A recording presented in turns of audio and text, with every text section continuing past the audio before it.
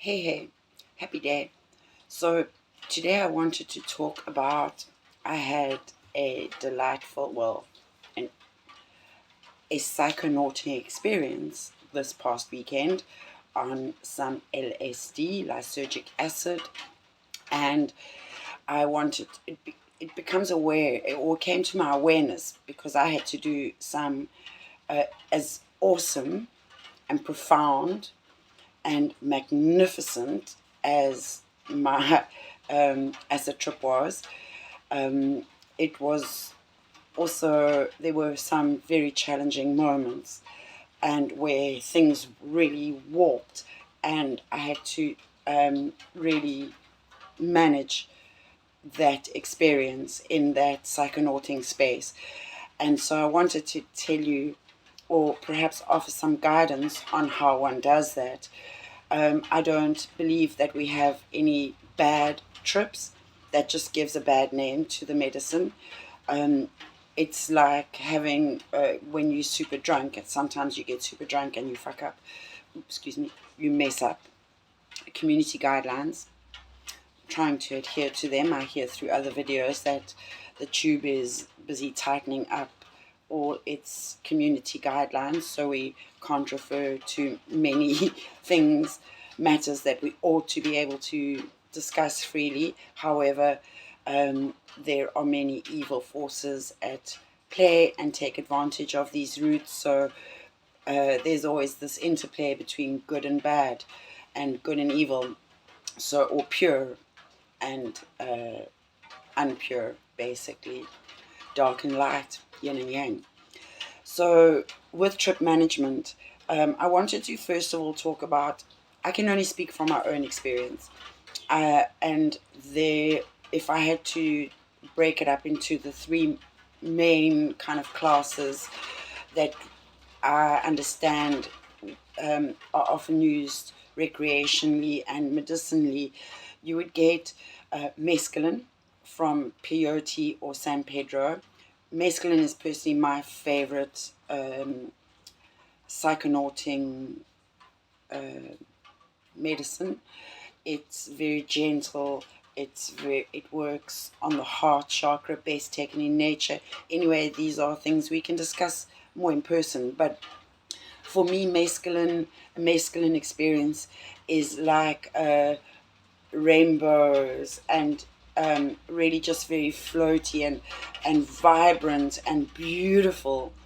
It's a bit like having the chemical experience of, I guess, MDMA, but without the intense chemical effect on the biology that edginess. This is mescaline is very soft and almost surreal. You're never sure if you're tripping or not. And it's quite a long trip, 8 to 12 hours about. And, excuse me, again, my preferred psychonauting medicine. Then on the next layer up of intensity would probably be magic mushrooms, your psychedelic fungi. Psilocybin is one of the psychoactive ingredients in magic mushrooms. I feel like when one takes magic mushrooms, it's a bit like looking at life through a bubble. So it has that, it's the same kind of clarity with a little bit of warpness, and then there's this little bit of always that little window of reflected light that you see in it. So you always get this opportunity to reflect on things through this bubble. And also colors are generally enhanced, and your sensations are enhanced, your sub and unconscious thoughts and suppressed feelings, emotions, state of being will often, the barriers to that are often dissolved, so those will come to the fore. So any deep sadness or anxiety, um, excuse me, they often are able to surface, and we're able to work through them depending on what strain you use. that can influence your experience. So something like a golden teacher, or something that creates a more euphoric body high, such as you want to tell super strain, not so potent, but yet gives that lovely uplifted sense of being and connectedness to all. So I love mushrooms as a medicine, and I look forward to the day when they are actually legal. And I believe this is changing now. Perhaps 2023 will see a big change in how plant medicines are more widely accepted and legally, so that you have a choice as to what medicine you can take. You will go with what suits you.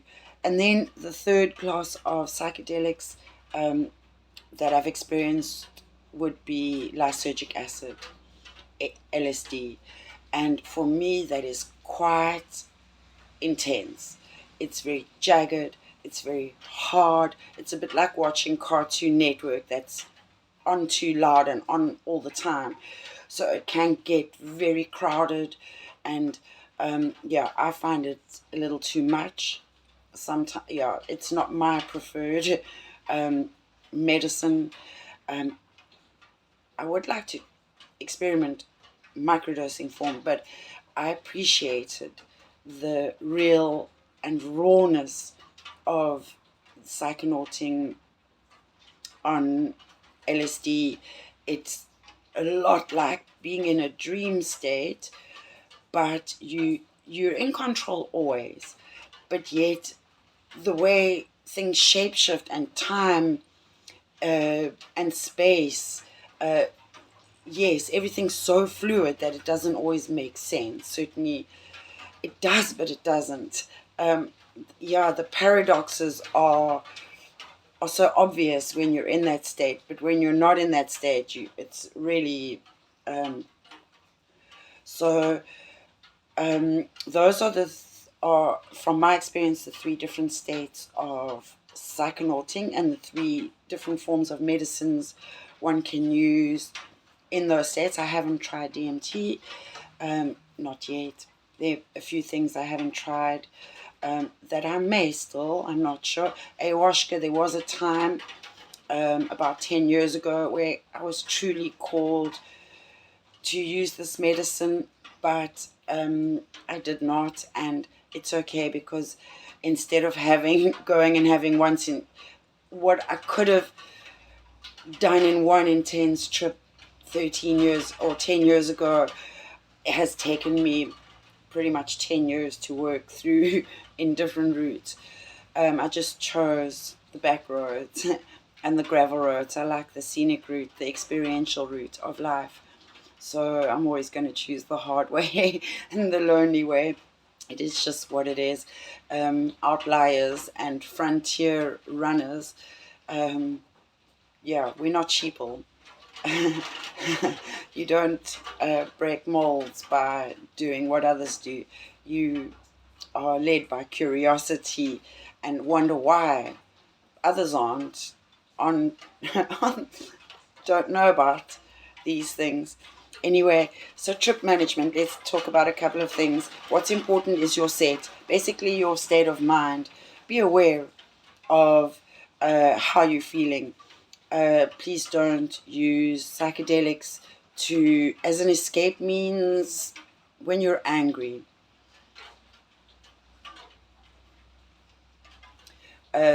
Fucking yourself up using this means can be dangerous.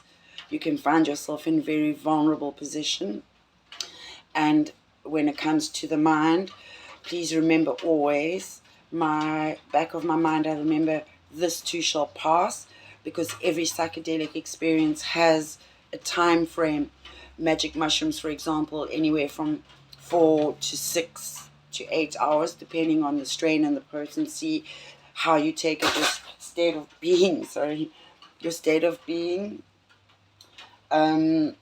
versus yes, if you're in a frightful state, then it's best not to you something that you are not in control over your power and your willpower.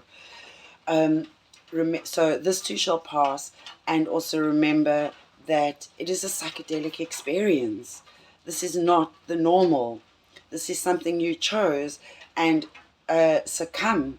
So what I said to someone this weekend was, you might feel in this moment that you are dying, that this is it, this is the end. And when you resist it, when you in that psychedelic space and you become fearful, it is incredibly overwhelming, and it feels like this vacuum pulling you down that you're resisting. So the more you resist, the uglier it becomes, and the darker it becomes, and the more challenging it becomes.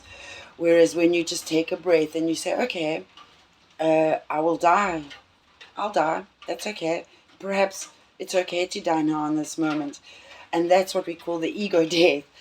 So you succumb and you submit and you surrender to that state of, I'm dying, this is it, I'm dead. When you surrender to it, instead of resisting, which went down a very ugly, dark rabbit hole, when you surrender to it, it becomes light, because you're like, oh, okay, I didn't die. Okay. Wow. It felt like it. Good gracious. It was probably like zero 0.3 seconds of real time and space. But for you, it was infinitely just needing to surrender to something that you don't understand. But instead of trying to control it, you allow it to be, and then you discover, oh, when I don't control it, there is nothing to control, and everything is actually okay. So, yes, your state of mind is really important, and to be aware that what's beneath the surface will surface, and be sure that you can manage your state of being. Please don't ever, whether it's alcohol or drugs, use them as a means to get attention. So allow them for you to lose control in an uncontrollable way. You are always responsible for yourself as an autonomous, sovereign being. You must create a safe space before you do anything that is going to potentially put you in any form of harm. Make sure you are safe in yourself. You have everything you need around you, whether will need snacks or hydration, and you might need something warm. Perhaps you'll get too hot. Your biology is influenced. I find I get either hot flushes or very cold chills when I'm in a psychonauting space. You get so cold, your teeth chatter, even though it's a boiling hot day, or it's freezing cold, and you just constantly just feel like you are a raging furnace of fire. So it does influence your biology as much as it does your chemical state of being. It does influence your hormonal state of being. So ensure your environment is also safe, and perhaps what you need to add to your environment to keep it safe is to have someone there, or a being. It can even be a pet. I have found much solace in having my cats around, and I know others with their dogs, because a companion can offer great solace in a challenging time, and it doesn't always matter to get feedback. Sometimes we just need to offload in that state, and we are not looking for feedback. So our animals tend to be the most receptive, or the earth. So be in a natural environment. Again, make sure you are safe, and you feel contained, and you feel safe, and make sure that the companionship you choose is not of a sort that will need to take you out of the space you need to be in. Create as much space as you need to have your experience as you need, if not more. If you choose to do your experience alone, then have someone on call who is available should you need them.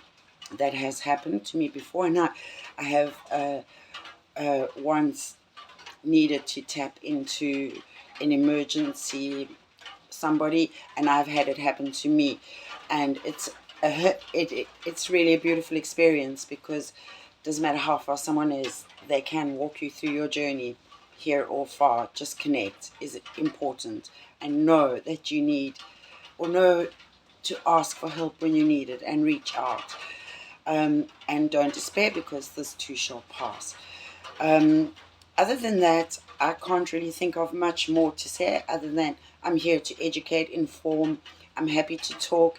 If it's something you would like to experience, but you have fears that you'd like to allay, I can only support you from my own experiences. And yes, happy to chat at the very least. So please don't hesitate if you wish to book an appointment to chat, a one-on-one well-being coaching session. Nikki B, here to help. Thank you. Namaste. In Lakesh.